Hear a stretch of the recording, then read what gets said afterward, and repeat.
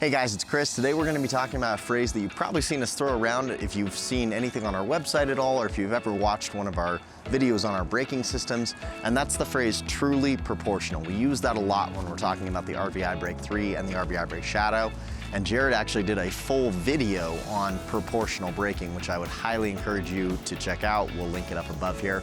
But what does that mean? What does it mean to be a truly proportional braking system? Well, essentially what we mean when we say truly proportional is that when you brake in the motorhome, your brake in the towed vehicle is braking at the same rate that you're slowing down. We also mean that when you're going down an incline or your brake is at an angle, maybe on a hill or a mountain, that it will continue to brake proportionally, and it's not going to give you any false brakings. It's not going to brake just due to gravity, stuff like that. It's going to actually provide you with real braking that's based on your deceleration. So the RVibrake3 and the RVibrake Shadow are truly proportional systems. This is exactly what they do.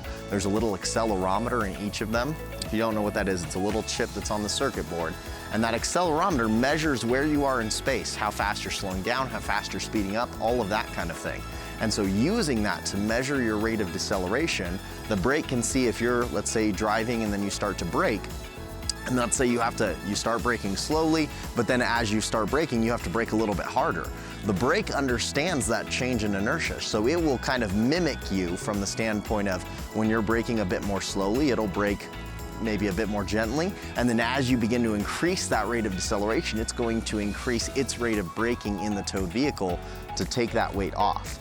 And in the same way, when you're going down a hill or a mountain or something like that, when the brake is at an angle, it actually knows that it's sitting at an angle, and it knows that it doesn't need to activate when you're not slowing down.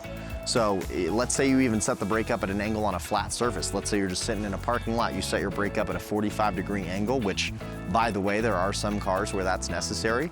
Your brake knows that it's just sitting at an angle. It knows it's not moving. It knows it doesn't have to brake until you start slowing down. So that's a really great feature that's gonna save your brakes. It's gonna save wear and tear on them. It's going to prevent extensive wear and tear, especially when you're going down hills and mountains. That's a huge part of things. So how does that stack up against something like maybe a surge brake? Surge brakes are really common. They're on most trailer harnesses. What's the difference between a truly proportional brake like the RVibrake3 or RVibrake Shadow and something like a surge brake? Well, with a surge brake, these are purely mechanical systems. There's nothing like an accelerometer in them to, again, measure where it is in space. It's a mechanical system. The short version of it is essentially in your trailer neck, there's a flexible part. There's two pieces essentially that kind of slide.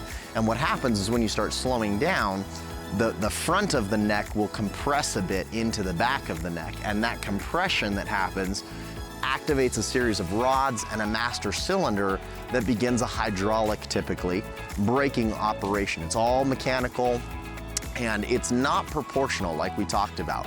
From the standpoint of, it's very similar to like an electric corkscrew motor that are in some other portable braking systems especially. But essentially what happens is no matter your rate of deceleration, again, let's go back to our previous example. You start slowing down, at first it's a bit more gentle, but then you have to brake a little bit more suddenly.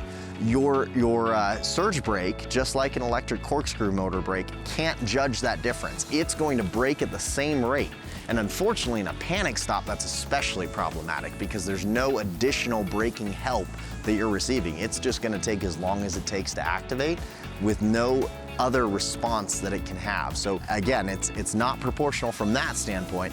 But then another problem is that it's very affected by inclines. It's very affected by hills and mountains because, again, gravity, when you're going down a hill, that neck will compress at times regardless of whether or not you're braking. It's gonna cause a lot more additional wear and tear on your brakes because it has no idea it's sitting at an angle. It's just looking for, is the neck compressing? Do I need to, push these rods in this master cylinder?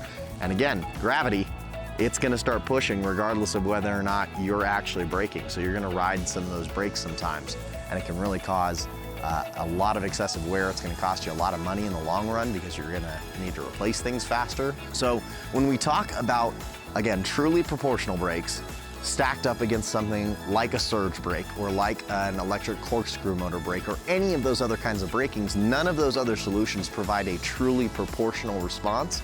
Our brakes are unique in the sense that they provide proportional braking that's exactly tailored to what you need, and it's gonna save you money, it's gonna save you stress in the long run. It's just a great system. So if you have any questions on the subject of proportional braking on either one of our RVibraks, we're happy to help. You can reach out to us by phone, chat, or email. And in the meantime, guys, happy RVing. Hey guys, thanks again for joining us. We can't wait for you to dive in a little bit deeper on this channel. We've got tons of other great videos on products, stories, tips and tricks for when you're on the road. Before you go check those out though, make sure you like, comment, and subscribe on this video. It may sound a little cliche, but it actually really does help us here on the YouTube side of things to make sure that we can continue to provide this kind of content for you. So if you've got any questions at all, never hesitate to reach out. We always love hearing from you. Guys, in the meantime, happy RVing.